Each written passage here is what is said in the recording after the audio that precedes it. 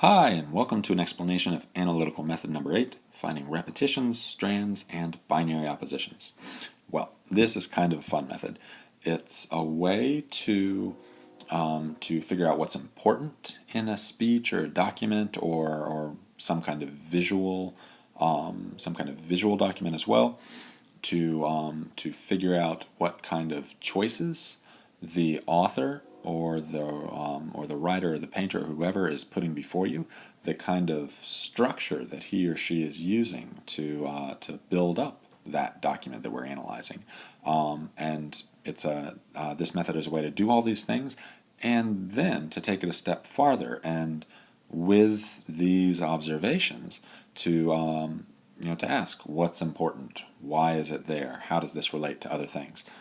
So important on many levels. We're going to use as a sample Woodrow Wilson's speech from April 2nd, 1917, his address to Congress asking for war against Germany. And we're working from a somewhat abridged version of that. And right now we're going to start on what I have as paragraphs 7, 8, and 9 to use this method. Paragraph 7 starts, "Our object now as then is to vindicate the principles of peace and justice in the life of the world as against selfish and autocratic power, and to set up amongst the really free and self-governed people of the world such a," and so on and so on. You get it. He's a little long-winded, but that's okay. He's president. He earned that. All right. So our first step is going to be to find the repetitions, the words, or if you're looking at some kind of visual document, the kind of stylistic features or parts of an image, or if you're listening to some kind of music or something. If you're listening to a symphony like Beethoven's Fifth Symphony, then the da da da da, that would be a repetition that would appear again and again. But back to Wilson. So looking at this part of the text, words that pop up a lot are free and freedom. Those count as one repetition. There, we're the same word for our purposes. World, another word that pops up a lot. Autocratic, the will of the people. And he uses the term government a lot. He talks about interests several times. He mentions opinion. These aren't maybe all as repetitions, but this is a good number to kind of start to look at what's important from him. Just from these 7 or 8 terms, we can get a feel that in this section of the text he might be building up ideas of the relationship between types of governments and the way that they function in terms of their expectations and other people's expectations for them, their opinions, their interests, and so on, against the backdrop of the entire world. This isn't just focused on the U.S. Okay, now that's kind of basic, fine, but it's a building block that we can go on to do more things. So let's take the second step in this analytical method. We're going to look for strands that kind of are. A strand is a group of related words or phrases that appear in the text and that are an important part of it. When we find strands, that helps us kind of fill out our understanding of what's important in the text, and very often we find kind of opposing strands that maybe point towards options that the speaker is giving us. Here, we can take actually some of these repetitions look kind of promising as potential strand starters. So let's look at autocratic. He talks several times about autocratic governments. There's some other related words that seem like they're linked to autocratic governments. Menace. He talks about organized force, the interests of dynasties, little groups of ambitious men. He mentions that these governments use fellow men as pawns or tools.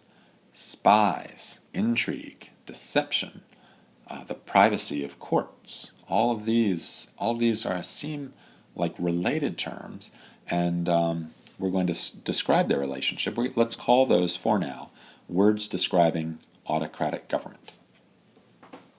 Now, a potentially opposing strand might stem from the repetition of free and freedom. So when we look back over, and this is a really important part about building up and naming your strands, looking back over and rehashing and reformulating them, when we look back at the text, we see certain things related to free and freedom, the will of the people. We see peace comes up a lot in relation to freedom, civilized, the idea of public opinion, the idea of full information, and he specifically mentions democratic nations.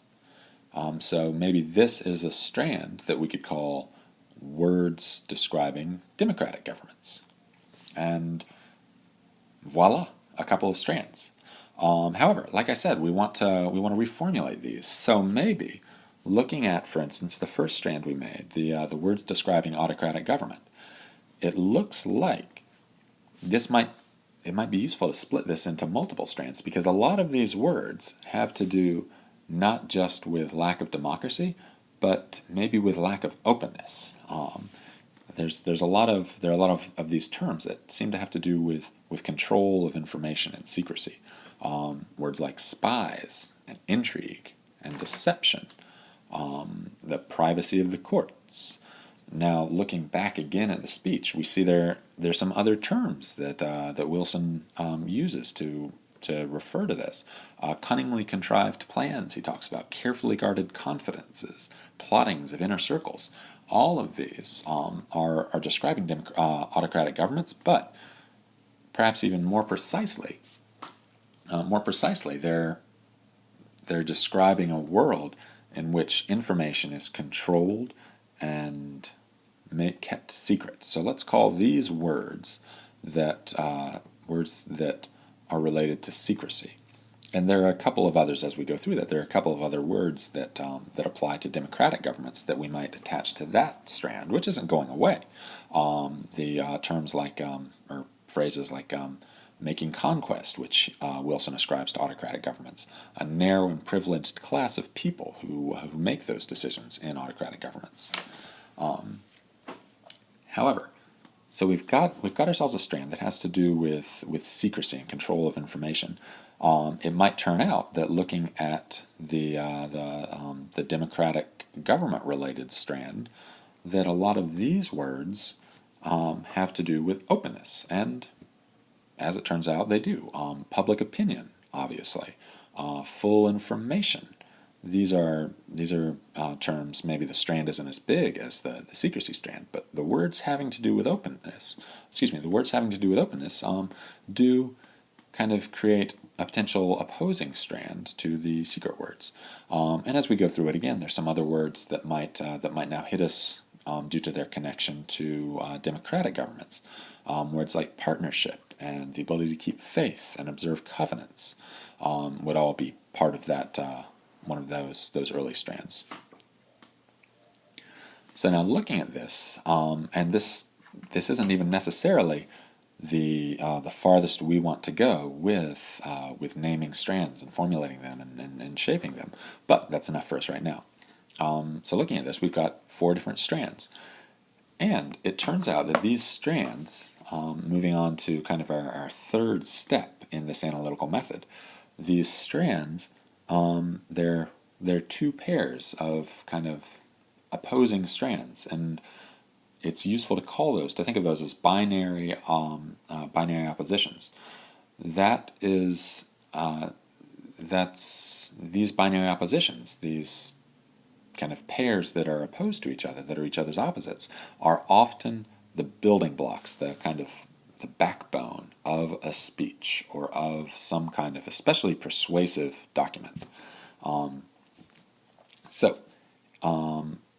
I think it would be good for us to call these.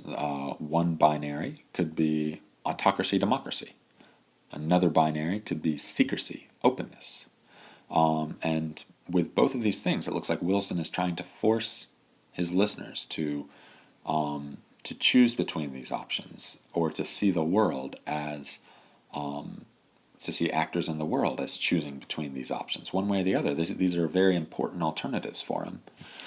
And so, having gone through the first 3 steps of this analytical method, that's not the only thing we would want to do. We want to take this a step farther. We want to do the equivalent of saying, so what? We want to, what you could call interrogate our evidence. And this basically means taking all the things that we've come up with so far and figuring out, all right, why is this important? What can we do with it? And we could go a number of different ways with this. It just depends on what your purpose for analyzing was in the first place. But you could, for instance, if you were looking to explore the extent to which Wilson's plan for after the war, for post-war Europe and the New World Order, the extent to which these ideas were in place when he and the U.S. entered the war, you'd have a lot of great information based on what we just did. If you wanted to explore maybe the way Wilson viewed the world, then this would be a good starting point. If you wanted to ask questions about potential hypocrisies of Wilson and the United States as it went to war, this provides kind of a good starting place for those kinds of questions. So that is analytical method number 8 in a nutshell. I hope you've understood it and it makes sense. It's not going to be useful for every single document, but it definitely has its places. All right, I think that's all for now. Have a good night.